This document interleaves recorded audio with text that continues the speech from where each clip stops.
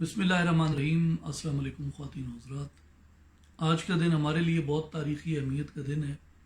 کیونکہ 15 سپٹمبر 1947 کو جوناگڑھ ریاست کا پاکستان کے ساتھ باقاعدہ الحاق ہوا اور ڈومینین آف پاکستان کا باضابطہ طور پہ جوناگڑھ ریاست اس کا حصہ بن گئی، جس میں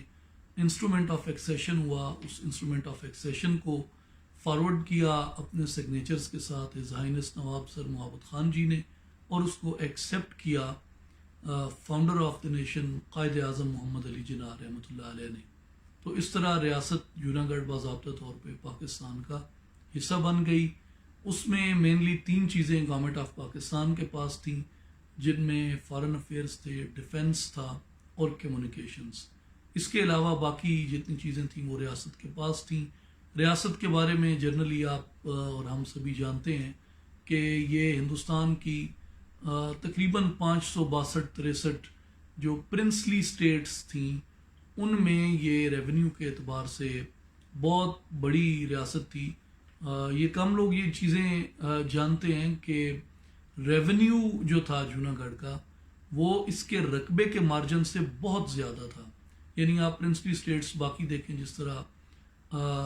پاکستان میں بھی جو آئیں، جیسے ریاست بہاولپور تھی، بہت عظیم الشان ریاست تھی، رقبہ بہت بڑا تھا، ویری ویل آرگنائزڈ، اور فرسٹ کلاس ریاستوں میں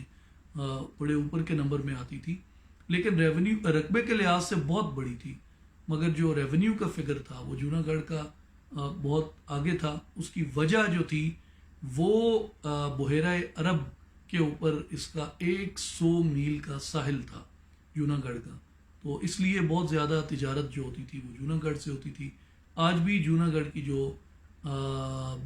پورٹ ہے ویراول، وہ ہندوستان کی چند بڑی سی پورٹس میں سے آتی ہے جہاں سے بہت زیادہ تجارت ہوتی ہے، اور یہی وجہ تھی کہ جوناگڑھ کے جو لوگ تھے وہ بہت اچھے ایجوکیٹڈ لوگ تھے، بہت زیادہ مطلب تجارت کی مہارت رکھتے تھے۔ اور آج بھی آپ دیکھتے ہیں پاکستان کے جتنے بڑے بزنس ٹائکونز ہیں، خاص طور پہ کراچی اور سندھ کے، وہ کسی نہ کسی طرح جوناگڑھ ریاست سے تعلق رکھتے ہیں، اور اس لیے جوناگڑھ کی بڑی امپورٹنس تھی۔ تو ہندوستان نے اس کے اوپر جو قبضہ کیا، قبضے کی تو کئی وجوہات تھیں، لیکن آج میں اس کے چند لیگل پہلو صرف آپ کے سامنے رکھنا چاہتا ہوں، جن میں پہلی چیز میں یہ بتانا چاہتا ہوں کہ جو UN چارٹر ہے، جس کا پاکستان بھی پابند ہے، جس کا ہندوستان بھی پابند ہے، UN چارٹر کی جو ابتدا ہے وہی اسی سے ہوتی ہے کہ UN جو ہے اس بات کو انشور کرے گی کہ کوئی ریاست زور زبردستی ناانصافی نہ کرے اور ایکٹ آف ایگریشن نہ کرے۔ ہندوستان نے جو کچھ جوناگڑھ میں کیا وہ UN چارٹر کی صریح خلاف ورزی تھی کہ ہندوستان نے وہاں پہ ناانصافی کی، ہندوستان نے وہاں پہ ایکٹ آف ایگریشن کا انہوں نے مظاہرہ کیا۔ اس کے بعد جو دوسری چیز میں آپ سے شیئر کرنا چاہتا ہوں وہ 4th جنیوا کنونشن جو ہے 1949 کا، اس کا آرٹیکل 45 ہے۔ وہ آرٹیکل 45 یہ کہتا ہے کہ کوئی بھی جو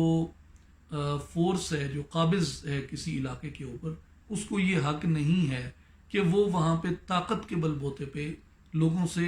اپنی وفاداری کا عہد لے۔ ہندوستان جس وقت قبضہ مکمل کرتا ہے جوناگڑھ کے اوپر اپنا، تو انہوں نے وہاں پہ سینکڑوں کی تعداد میں ٹینک آ گئے اور سینکڑوں کی تعداد میں توپیں نصب کر دی گئیں، اور گنز لے کے ہر سر کے اوپر ایک ایک فوجی کھڑا تھا، جیسے آپ کشمیر کے اندر دیکھتے ہیں کس طریقے سے انہوں نے ایک ملٹری سٹیٹ بنایا ہوا ہے کشمیر کو، یعنی ہر 4-5 لوگوں کے اوپر ایک فوجی وہ گن تان کے ان limited quantity of the ammunition کے ساتھ کھڑا ہوتا ہے۔ تو اسی طرح انہوں نے جوناگڑھ کے اندر یہی انہوں نے سارا ملٹری آکوپیشن تھا، ٹینکوں کی آمد سے زمین جو تھی جوناگڑھ کی وہ لرز رہی تھی اور لوگوں کے اندر بہت خوف و ہراس تھا۔ نواب جوناگڑھ کو جس بات کا کریڈٹ جاتا ہے، ان کی شرافت کو، ان کی دیانت کو اور ان کی اپنے لوگوں سے محبت کو، وہ یہ ہے کہ نواب جوناگڑھ نہیں چاہتے تھے کہ میری ریاست کے اندر خون خرابہ ہو، کیونکہ یہ تو سینکڑوں برسوں سے وہاں پہ حکومت کرتے آ رہے تھے، اور جوناگڑھ کے لوگ خود یہ کہتے ہیں کہ جو ریلیشن شپ تھا بٹوین رولر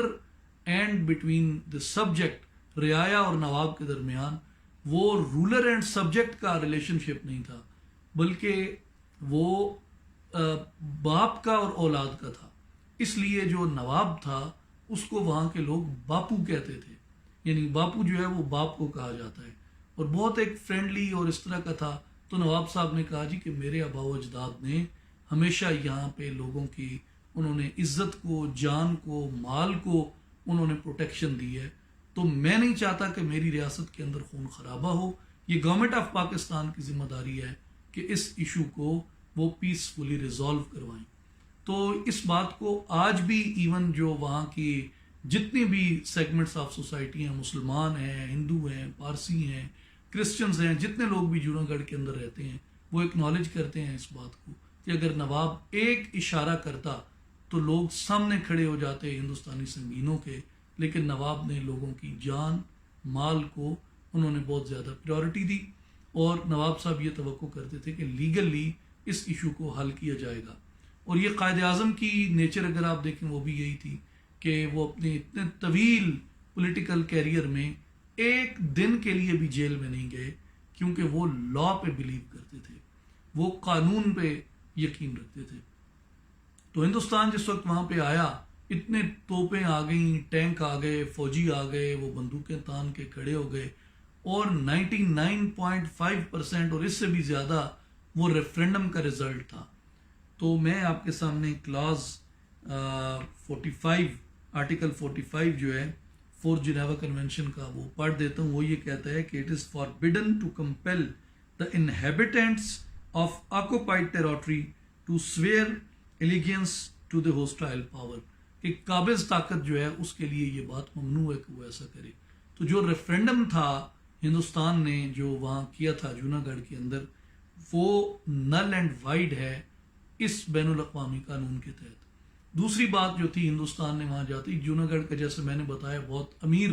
ریاست تھی، تو اتنا بڑا اس کا خزانہ تھا، وہاں کانیں تھیں سونے کی ان کی اپنی، اور کتنے بلینز کے ان کے اپنے جو جواہرات اور یہ چیزیں تھیں، ان کو انہوں نے وہاں لوٹ کھسوٹ کی۔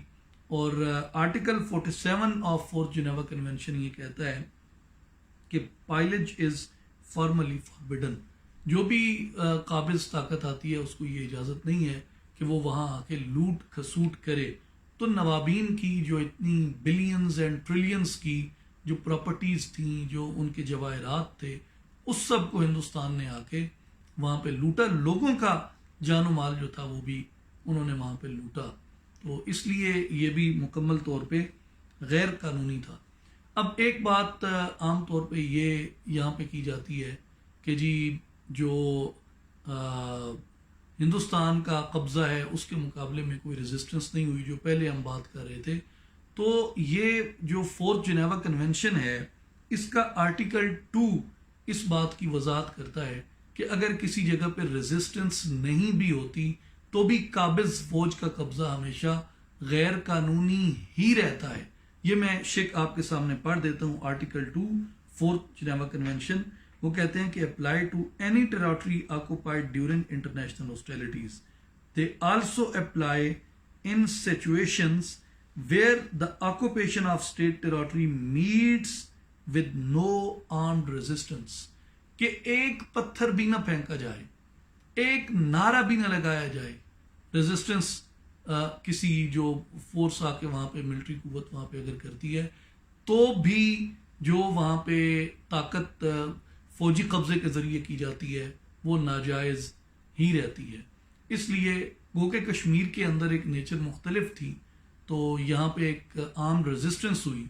اور جوناگڑھ کی سچویشن جو ہے وہ اس سے تھوڑی مختلف تھی، وہاں کوئی عام ریزسٹنس نہیں ہوئی۔ لیکن اگر آرمڈ ریزسٹنس نہیں ہوئی تو بھی جوناگڑھ کے اوپر ہندوستان کا قبضہ اسی طرح غیر قانونی ہے جس طرح کشمیر کے اوپر ہندوستان کا قبضہ جو ہے وہ غیر قانونی ہے۔ اس لیے ہمارا یعنی جوناگڑھ سیکرٹیریٹ کا ہز ہائنس نواب جہانگیر خان جی کا اور ان کے جو لیگل ایڈوائزرز ہیں ان سب کا، اور بشمول احمد بلال صوفی صاحب جو اتھارٹی آن انٹرنیشنل لا ہیں ان کا بھی، اور مسلم انسٹیٹیوٹ جو پاکستان کا واحد ادارہ ہے جس نے اتنی زیادہ ریسرچ کی ہے جوناگڑھ کے ایشو کے اوپر، ہم سب کا یہی خیال ہے کہ جو جوناگڑھ کا آرگیومنٹ ہے یہ پاکستان کے کشمیر کیس کو سپورٹ کرتا ہے. اس لیے گورنمنٹ آف پاکستان کی رسپانسبلٹی بنتی ہے. گورنمنٹ آف پاکستان کسٹوڈین ہے. ان فیکٹ جو ہمارا فارن آفس ہے وہ کسٹوڈین ہے جوناگڑھ کے کیس کا. تو یہ ان سب کی ذمہ داری بنتی ہے کہ وہ جوناگڑھ کے کیس کو کشمیر کے کیس کے ساتھ آگے لے کے چلیں. اور یہ اتنا ہی لیگل رائٹ ہے پاکستان کا جوناگڑھ کی مسئلے کو اجاگر کرنا جتنا کہ کشمیر کا بنتا ہے. تو اس لیے یہ گورنمنٹ آف پاکستان کی، ہمارے فارن آفس کی، ہمارے لوگوں کی ذمہ داری بنتی ہے. میں آخری ایک پرنسپل اس میں واضح کر کے تو پھر گفتگو کے اختتامی حصے کی طرف جاتا ہوں. ہندوستان کی کوشش تھی کہ 1947 سے لے کے 1948 بعد میں بھی کہ جو یونائٹڈ نیشنز میں اور سیکورٹی کونسل میں جو ایجنڈا ڈسکس ہوتا ہے اس کو جموں اینڈ کشمیر کویسچن رکھا جائے. لیکن جنوری 1947 20th آف جنوری 1948 کو پاکستان کے فارن منسٹر نے ریکویسٹ کر کے جو یہ ٹائٹل تھا گفتگو کا یہ انہوں نے چینج کروایا،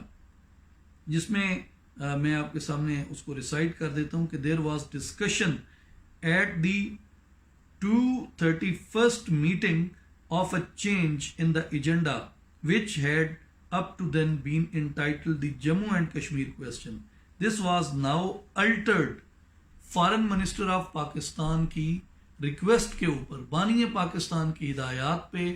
وزیر اعظم پاکستان نوابزادہ لیاقت علی خان کی ہدایات پہ فارن منسٹر آف پاکستان اس ایجنڈا ٹائٹل کو الٹر کرواتے ہیں. اور وہ کیا کہتے ہیں؟ This was now altered to the India Pakistan question, کہ اس کو جموں اینڈ کشمیر کویسچن سے الٹر کروا کے انہوں نے انڈیا پاکستان کویسچن کروایا. کہ یہ اس بات کو شو کرتا ہے کہ اس وقت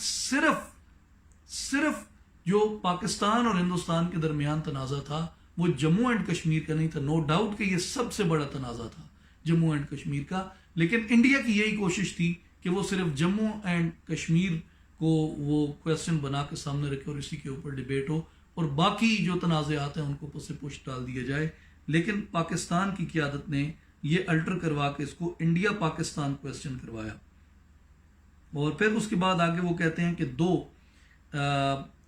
with the understanding that the Kashmir question would be discussed first as a particular case of the general India-Pakistan dispute. کہ جو کشمیر، یہ انڈرسٹینڈنگ تھی کہ کشمیر کا جو مسئلہ ہے وہ ٹاپ پریورٹی کے اوپر ڈسکس کیا جائے گا انڈیا اور پاکستان کے درمیان. لیکن آگے دیکھیں وہ کیا کہتا ہے کہ this would not mean that consideration of the other issues in Pakistan complaint would be postponed.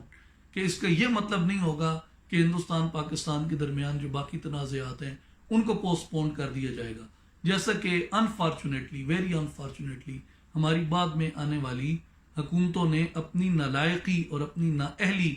کے سبب انہوں نے یہ کیا، جس وجہ سے پاکستان نے بہت زیادہ نقصان بھی اٹھایا. تو یہ پرنسپل بانیان پاکستان کا طے کیا ہوا ہے. یعنی جنوری 1948 میں قائد اعظم خود معاملات کو دیکھ رہے ہیں، نوابزادہ لیاقت علی خان خود معاملات کو دیکھ رہے ہیں. ان کی انسٹرکشنز کے اوپر، ان کی ہدایات کے اوپر فارن آفس جو ہے وہ آگے کوئی بھی اپنی تدبیر اختیار کرتا ہے. تو اس لیے یہ پرنسپل تھا کہ Jammu and Kashmir top priority پہ ہوگا، لیکن باقی بھی سارے مسائل کو ساتھ ساتھ رکھا جائے گا، ان پہ ڈسکشن کو پوسٹ پون نہیں کیا جائے گا. تو اس لیے جوناگڑھ کا مسئلہ ہے اور باقی بھی ہمارے جو مسائل ہیں، مناودر کا مسئلہ ہے، سرکریک کا مسئلہ ہے، سیاچن کا مسئلہ ہے، کارگل کا مسئلہ ہے، ہمارے پانی کا مسئلہ ہے، دیگر ہمارے جتنے ٹیریٹوریل ایشوز ہیں وہ اسی طرح ڈسکس کیے جانے چاہیے ہندوستان کے ساتھ. اور جیسا کہ ہم دیکھ رہے ہیں کہ اس وقت گورنمنٹ آف پاکستان نے بھی جوناگڑھ کے مسئلے کو آگے کیا ہے، اور میں سمجھتا ہوں یہ بہت خوش آئند بات ہے. گفتگو کے اختتام کی طرف جاتے ہوئے میں ریکویسٹ کرنا چاہوں گا تمام پاکستانی اکیڈیمیا سے، ریسرچرز سے، اسکالرز سے، اہل علم و دانش سے کہ جوناگڑھ کی آپ اونرشپ لیجیے. جوناگڑھ کو آگے لے کے. اور دیکھیں کووڈ کے بعد اس پہ بات کرنا اور بھی زیادہ آسان اس لیے ہو گیا ہے کہ اب تو دنیا ساری کی بڑی بڑی میٹنگز جو ہیں، ایون یو این کی، ایس سی او کی، او آئی سی کی، فارن منسٹرز کی، اور دنیا کے بڑے بڑے جو فورمز ہیں ان کی میٹنگز آن لائن ہوتی ہیں سوشل میڈیا کے مختلف ٹولز کو استعمال کر کے. تو سوشل میڈیا اس وقت بہت بڑی طاقت ہے. فلسطین کے مسئلے پہ آپ نے دیکھا سوشل میڈیا نے کتنا زبردست بھرپور کردار ادا کیا. تو میں اپنے جتنے نوجوان ہمارے سوشل میڈیا کو ریگولرلی استعمال کرتے ہیں، ہماری بیٹیاں بہنیں جو گھروں میں بیٹھی ہیں، ہمارے باقی بھائی بزرگ ادھر ادھر چلتے پھرتے، جو بھی آپ سوشل میڈیا استعمال کرتے ہیں، سوشل میڈیا یوزرز ہیں، میری آپ سے گزارش ہے کہ آپ جوناگڑھ کے مسئلے کو پریورٹی دیجیے اور جوناگڑھ کے مسئلے کو آپ ہائی لائٹ کریں، اور آپ پاکستان کے سیاستدانوں کو بھی اس کے اوپر جگائیں اور دنیا کو بھی آپ اس کے اوپر جگائیں کہ کس طرح ہندوستان نے پاکستان کے ایک جائز حق پہ، جس پہ پاکستان کا پرچم لہراتا رہا، اس کے اوپر آ کے دھونس دھاندلی کے ذریعے قابض ہو گیا. ہماری جو جدوجہد ہے لبریشن آف جوناگڑھ کی، آزادی جوناگڑھ کی، آزادی کشمیر کی، ہم اس میں مکمل طور پہ اس کے قانونی پہلو کے اوپر یقین رکھتے ہیں. اور قائد اعظم محمد علی جناح کا پولیٹیکل فالوور ہونے کے ناطے ہم اس بات پہ بلیو کرتے ہیں کہ قانون بہت بڑی طاقت ہے، اور یہ قانونی جنگ ہے، لیگل بیٹل ہے. ہم اس کو لیگل مینز میں ہی لڑیں گے، لیکن اسٹرگل ول کنٹینیو. ہم یہاں پہ ہیں، اور آج کے دن ہم سلام پیش کرتے ہیں قائد اعظم محمد علی جناح کو اور نواب سر محبت خان جی کو، جنہوں نے جوناگڑھ کو عملاً پاکستان کی ریاست کا حصہ بنایا. اور انشاءاللہ ہمارا جو سلوگن ہے یہ ضرور گونج رہا ہے دنیا کے اندر کہ جوناگڑھ ہے پاکستان، جوناگڑھ از پاکستان، پاکستان زندہ باد.